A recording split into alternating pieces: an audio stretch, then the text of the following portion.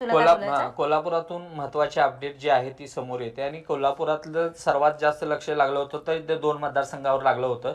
गगन सतेज पाटलांचा जो बालेकिल्ला आहे गगनबावडा, या ठिकाणी सतेज पाटलांनी अवघ्या 23 वर्षीय मुलीवर विश्वास ठेवला होता आणि त्या ठिकाणी उमेदवारी दिली होती. ती सोनाली पाटील अखेर विजयी झालेली आहे आणि सतेज पाटलांचा जो गड आहे तो त्यांनी राखला आहे. तर दुसरी लढत म्हणजे पालकमंत्री शिवसेनेचे जे नेते आहेत, पालकमंत्री प्रकाश आंबेडकर यांच्या भाऊजं जे आहेत म्हणजे त्यांचे बंधू अर्जुन आंबेडकर यांच्या त्या पत्नी रोहिणी आंबेडकर या देखील त्या ठिकाणी विजयीची त्यांची घोडदौड सुरू आहे. या 2 निवडणुकांकडे कोल्हापूरवासियांचं लक्ष लागलं होतं आणि या संपूर्ण या निवडणुकीमध्ये रोहिणी आंबेडकर या कुठंतरी विजयाकडे वाटचाल करताना दिसत आहेत. तर दुसरीकडे सतेज पाटलांनी ज्या मुलीवर विश्वास ठेवला ती मुलगी आता कुठंतरी निवडणुकीतून म्हणजे अवघं तिचं वय वर्ष आहे ते 23 आणि या जिल्हा परिषदेमध्ये पाहायला गेलं तर सर्वात तरुण जिल्हा परिषद सदस्य जे आहे ती म्हणून या सभागृहात येणार आहे. या संपूर्ण लढतीकडे पाहायला गेलं तर अवघ्या 23 वर्षाच्या मुलीनं या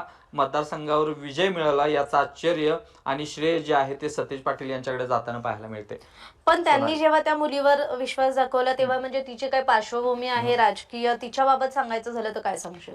खरं पाहायला गेलं तर गगनबावडा हा म्हणजे सुरुवातीला सतेज पाटील ज्या पहिल्या मतदारसंघातून निवडून आले तो करवीर मतदारसंघ होता आणि संपूर्ण गगनबावडा जर परिक्षेत्र पाहायला गेलं तर त्यांचा DY पाटील जो सहकारी साखर कारखाना आहे तो याच परिसरात आहे आणि या संपूर्ण जाळ्यातून गगनबावडा तालुक्यातून जे वर्चस्व आहे ते सतेज पाटलांचं पूर्वीपासून आलेलं आहे आणि त्यांचेच कार्यकर्ते सोनाली पाटील यांचे वडील जे आहेत ते सतेज पाटलांचे कार्यकर्ते होते. मात्र आरक्षणामुळे सोनाली पाटील यांना सतेज पाटलांनी संधी दिली आणि त्या संधीचं रूपांतर जे आहे ते विजयात कुठंतरी होताना आपल्याला पाहायला मिळते.